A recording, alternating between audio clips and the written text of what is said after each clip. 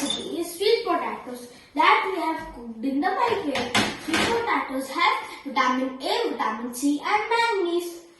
The second ingredient that we are using here are grated carrots. They are excellent source of vitamin A, B, K and potassium. We will be using some finely chopped onions, tomatoes and coriander leaves.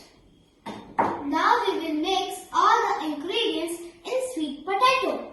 And now we will add some different spices for different flavors. Great! Let's add some salt and pepper. And top it up with cumin powder and chaat masala.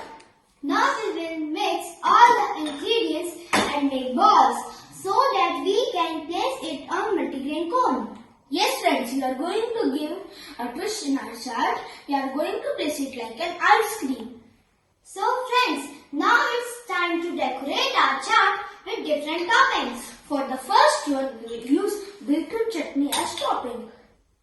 For the next cone, we will use mango chutney as a topping. And for the last one, we will use mint chutney for the topping. For the last step, we will garnish our chaat with churned cornflakes and we will put some pomegranates on them.